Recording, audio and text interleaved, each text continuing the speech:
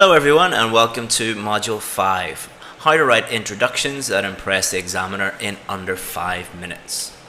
So let's look at what we're going to do today. First we're going to look at common mistakes that people make whenever they write introductions. We're going to look at why introductions are so important and how they can get you good grades. We're going to look at the basic structure of a good introduction, how to write one in more detail, and we're going to look at examples for each of the 5 different question types. So let's review what we did in the last module. We learned how and why we should plan and why it's very, very important to plan, how to quickly and easily think of ideas, how to organize our time, and how to reduce vocabulary and grammar mistakes, a very important lesson. So if you haven't looked at the last lesson, please go back and have a look at it. So let's move on and look at the common mistakes people make whenever they are writing introductions. So the first one is writing long general background statements or hooks.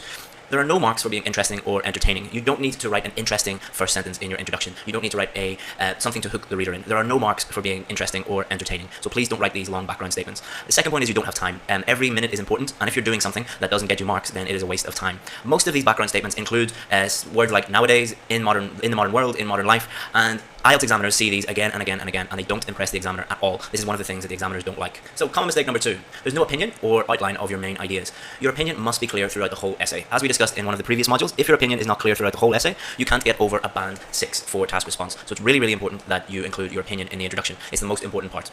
Also, if you include an outline of your main ideas, so just a brief outline, you don't need to go into any detail, it makes it easier for the reader, for the examiner, to understand your main points. So if you tell them what your main points are going to be, it's much easier for them to understand the whole essay, and that gets you marks for coherence and cohesion. Common mistake number 3, copying the question. If you just copy the question fully, the examiner will delete it and you'll receive no marks for that part of the exam. So it's a big mistake. Do not copy the question. You can copy words from the question, but please do not copy the whole section. So let's look at some bad examples. Here's a question that we're going to use today. The continued rise in the world's population is the greatest threat faced by humanity, human beings, people, at the present time. Do you agree? So this is an example of a very bad introduction. Nowadays, the rising of the population is a very controversial issue, and it is undeniably a very serious issue in the modern world. This essay will discuss it and then make a conclusion. Now you might think this is a terrible introduction, but this is a very, very common style of introduction. The main reason, there's 2 main reasons why it's bad. First main reason is you have a background statement in the very first statement. So nowadays, in the modern world, it's a controversial issue. This is not adding anything to your essay. So it's not getting any marks, so it is a complete waste of time to write it. Also, this essay will discuss it. There's no opinion, okay? And they haven't outlined their main ideas. So the 3 essential elements are not included in that essay. Let's look at another bad example. It is undeniable that in the modern world, there are too many people, and it is without question that it is a very serious issue. This essay will explore these issues. So again, they have a very vague background statement that doesn't really add anything to the essay, and they don't give their opinion, and they don't outline their main ideas. So these are 2 examples of very poor introductions. Why are introductions so important? First impressions, it's the very first thing that the examiner will read. And say the examiner is marking 20 IELTS papers that day. I guarantee that 18 of them will have very bad introductions, similar to the ones that we just looked at.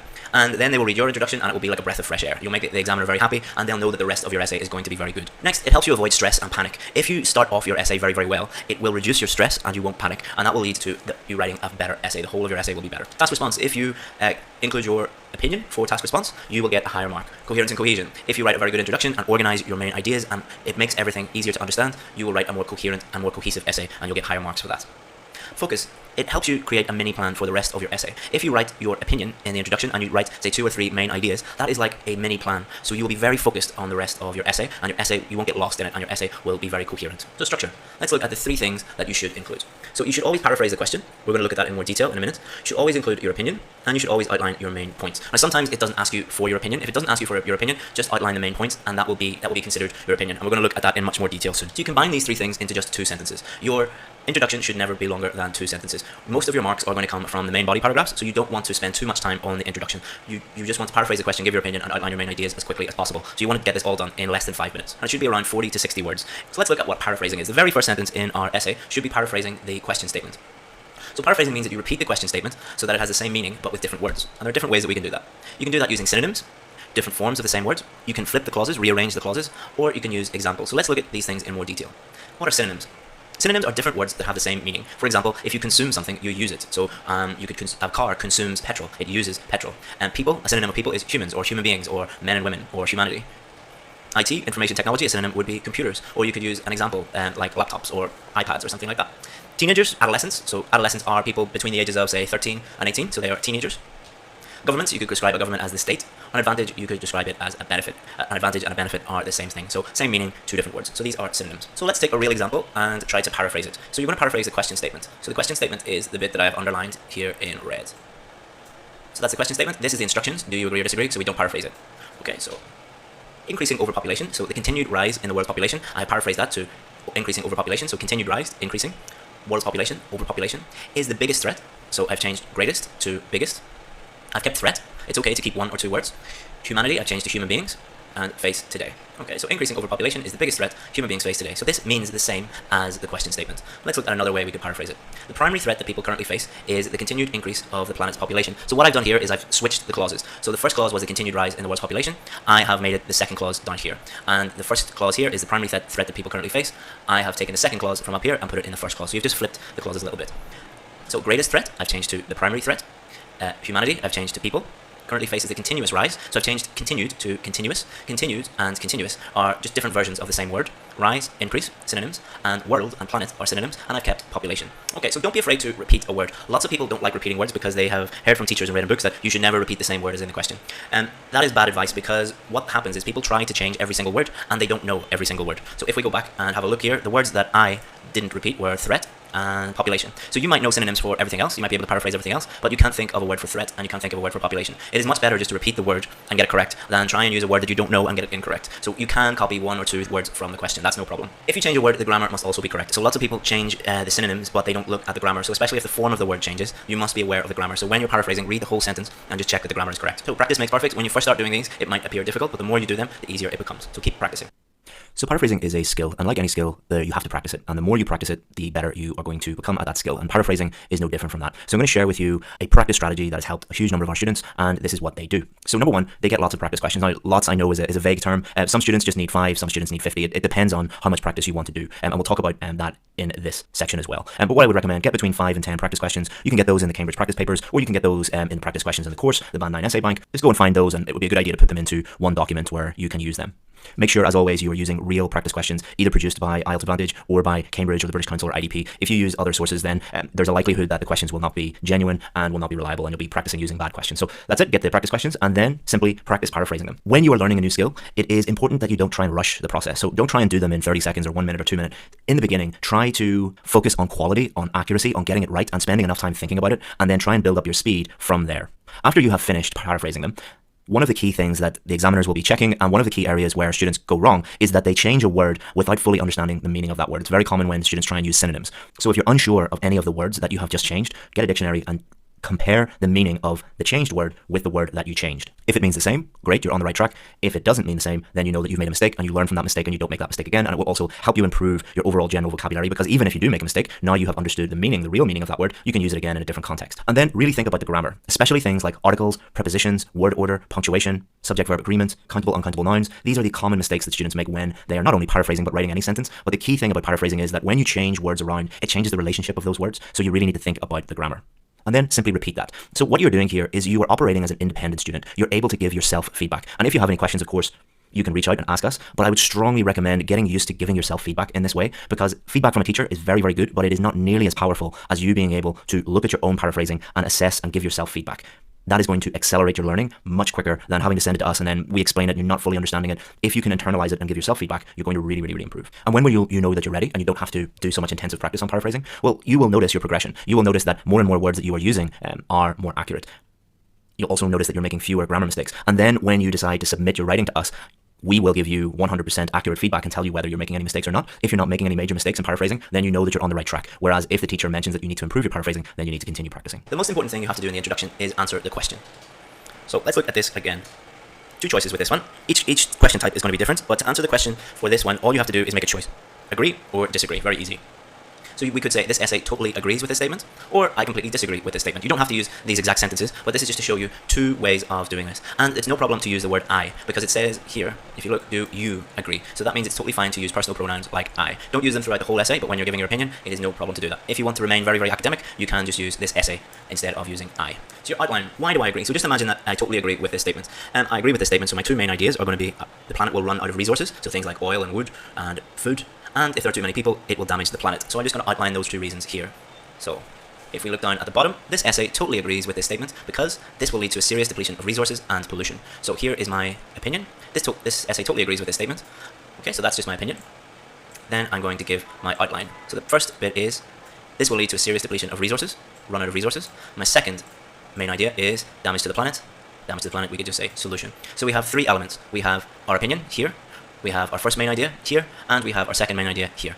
And they are linked together with one word, simple word, because. So putting it all together, increasing overpopulation is the biggest threat that human beings face today. This essay totally agrees with this statement because this will lead to a serious depletion of resources and pollution. So in red is the paraphrasing of the question, in blue is my opinion, and in green is the outline of my main ideas. So two sentences, very, very simple, and that is the perfect introduction, having those three things. We're now going to go through opinion, discussion, advantages and disadvantages, problems and solutions, and double questions. So for every introduction, or every different type of question, there's going to be a slightly different introduction. So we're going to go through each of them step by step. So let's start off with opinion questions. Here's a question we're going to use. In some countries, an increasing number of people are suffering from health problems as a result of eating too much fast food. It is therefore necessary for governments to impose a higher tax on this kind of food. Do you agree? So the first thing we need to do is paraphrase the question. It is argued that states should charge fast food companies more tax because of the growing amount of men and women with health conditions associated with this type of food. So you should notice there that I have, instead of countries, I have used states. Number of people, I've said a growing amount of men and women, so an increasing number of people, a growing amount of men and women, health problems.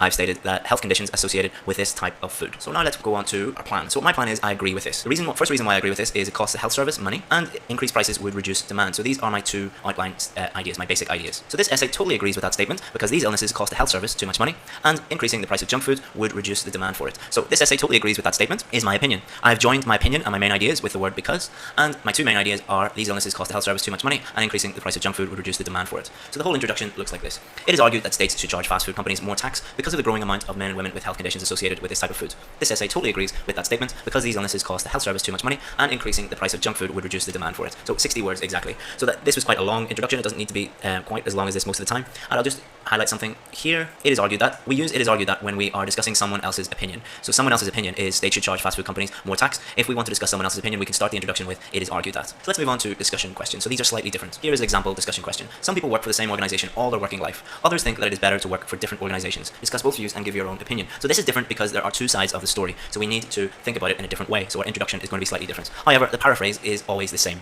Some say that it is more beneficial to be employed with the same company all their lives, while others would argue that it is better to work for a variety of companies. So you'll notice that I used some say that, and while others would argue. So there's always going to be two opinions. So this is opinion number 1, and this is opinion number 2. So I paraphrase it by saying some say that, and then stating the first opinion, while others would argue that, and then I state the second opinion. So this is how I normally structure in detail my discussion paraphrases. So let's look at our plan. So in these essays, you will have to discuss both views. So your plan will have to reflect that. So you'll have to think of why someone would think one way and why someone would think the other way. So the main reason why a person would think that you should work for the same place is because you will get more benefits, so more money and more ancillary benefits. The main reason why you would move to different places is because you'll get a wider range of experience. So these are my two main ideas. So this essay will argue that although working for just one employer gives you more financial and other benefits, working at lots of different places provides an employee with more experience. So you will notice that I've structured it in this way. This essay will argue that. Okay, so this is telling the examiner that this is your opinion. This is what you're going to argue. Argue means that you're going to argue your point. So although, the reason why I say although is I'm going to put the point that I don't agree with as much first. So although working for just one employer gives you more financial and other benefits, by stating although, I'm saying that I'm recognizing that some people think that, but I don't think that. Then, comma, and I'm going to state the one that I agree with. Working at lots of different places provides an employee with more experience. So just the word although will tell the examiner that I know that some people agree with this one, but I agree with this one more. So let's look at the whole introduction together. Some say that it is more beneficial to be employed with the same company all their lives, while others would argue that it is better to work for a variety of companies. So we just paraphrase the sentence here. This essay will argue that although working for just one employer gives you more financial and other benefits, so this is the part that we don't really agree with. Working at lots of different places provides an employee with more experience. So this is our opinion. This is the one that we agree with. So by doing all of this, we have discussed both views, outlined our main points, and given our opinion. So we have satisfied the three criteria: paraphrasing, opinion, and giving an outline of our main ideas. And it's only 62 words, so just over what I recommend, but you can go over by a few words, that's no problem. So can I just write this essay will discuss both views and then come to a reasoned conclusion? No, you cannot write this essay will discuss both views and then come to a reasoned conclusion. So lots of people would stop here. So they would paraphrase the sentence, and then after that, they would just say, this essay will discuss both views and then come to a reasoned conclusion. The reason why you can't write this is you haven't given your opinion and you haven't outlined your main ideas. If you finish your introduction by just stating this, you haven't satisfied the opinion criteria. So it's very important that you use the previous structure. So let's look at an advantages and disadvantages question. One of the consequences of improved medical care is that people are living longer and life expectancy is increasing. Do you think the advantages of this development outweigh the disadvantages? So the paraphrase is very simple.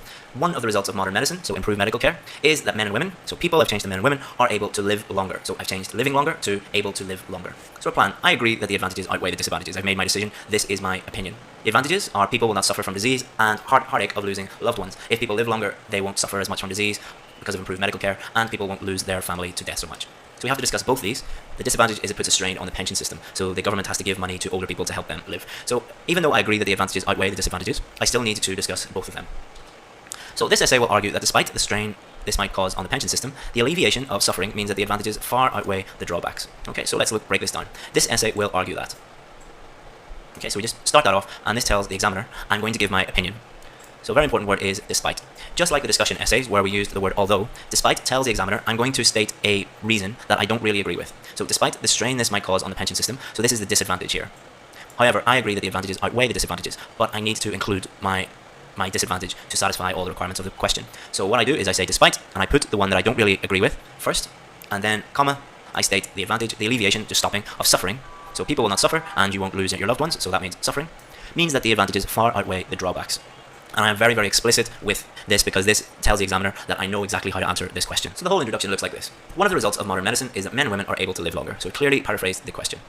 This essay will argue that, despite the strain this might cause on the pension system, so we have mentioned our main disadvantage, the alleviation of suffering, this is our main advantage, means that the advantages far outweigh the drawbacks. So we've given a very, very clear opinion that's linked to the question. 44 words. So there are different types of advantages and disadvantages question. There are questions that ask you just discuss the advantages and disadvantages. There are questions that ask you discuss the advantages and disadvantages and give your own opinion. And there are questions like this one, which state, do the advantages outweigh the disadvantages? Now each of those introductions for each of those types of question are a little different. So what we're going to do is we're going to do a whole module, a whole lesson on advantages and disadvantages questions, and we're going to go through the introductions for each of them. So don't worry about the other types. Okay, so the question here, smartphones are becoming a common sight in the primary school classroom. What problem does this cause, and what is a viable solution? So our paraphrase is iPhones and other devices. So we've changed smartphones to iPhones and other devices. iPhones are the most popular smartphone, so it's fine to use that. Are being used more often by, instead of are becoming a common sight. We've simplified that and just said are being used more often by. And as you can see, that's very simple language, but it is very clear, effective, accurate language. We're not trying to show off in any way here. And primary school classroom, obviously they're talking about primary school children, so we have changed primary school classroom to primary school children. And we view this as one unit of language. So primary school children is one unit of language, and we have changed that to primary school classroom to primary school children. So let's look at our plan. Problem is they are distracting. They distract students, they stop students from learning.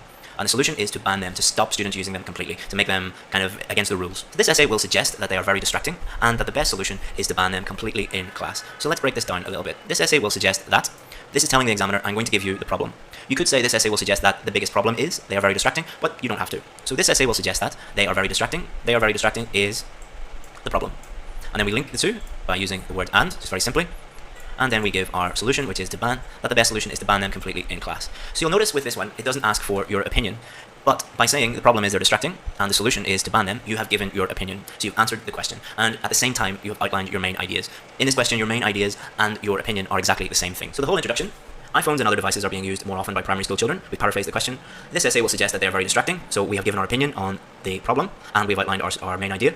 And that the best solution is to ban them completely in class. So we've given our opinion about the solution, and we have outlined our main idea, and that is 34 words. Very, very short, and that should take you 2 or 3 minutes to write. Once you get used to writing these, you'll start writing them very, very quickly. So let's look at our final question, a double question. Car ownership has increased so rapidly over the past 30 years that many cities in the world are now one big traffic jam. How true do you think this statement is? That's the first question. And what can governments do to discourage people from using their cars? That's the second question. So our paraphrase, lots of city centres are highly congested due to an increase in the ownership of cars in the last 3 decades. So the questions that I would be asking myself if I was checking my own work and giving myself feedback on that paraphrase, I'd be thinking, does this mean the same thing as this? Yes. Is the vocabulary accurate and appropriate? Yes. And is the grammar accurate and appropriate? Yes. Great. I've made a great paraphrase. I can now move on to the next step. So let's have a look at the plan for this one. So for my first question, I'm going to say that this is true, but it's only really true during rush hour. Any of the cities that I have lived in, I've never lived in a city that was 24 hours a day congested. Most of the cities that have a problem with this only have a problem during rush hour peak times. So I'm going to say that. And then the measure to improve this, the obvious answer is better public transport. So if we have a look at the second part of our introduction, this essay will argue that this is only true during peak times. So I've said that it's true, but only during peak times. So I've answered the first question, and that improving public transport will reduce this. So saying what measures governments can do, or what measures they can take to alleviate this problem. So clearly outlined my position on the first question and the second question. If we have a look at the whole introduction, lots of city centres are highly congested due to an increase in the ownership of cars in the last 3 decades. This essay will argue that this is true only during peak times, and that improving public transport will reduce this. So let's review what we've done in this module. In this module, we looked at the most common mistakes, things that you should not do. We looked at why introductions are so important and how they can get you higher grades. We looked at the structure, overall structure of a good introduction, the 3 things that a good introduction should have: paraphrase, outline of main ideas and opinion. We looked at how to write one in detail, and we looked at examples for each of the 5 question types. We're going to be going through each of the 5 question types again. We're going to have a full lesson on each of the 5 question types, and we're going to look at introductions for each of them again. Okay, so don't worry if you didn't get everything first time. In the next module, we're going to learn how to write our supporting paragraphs. So we're going to move on to the main body. Okay, thank you very much, and see you in the next module.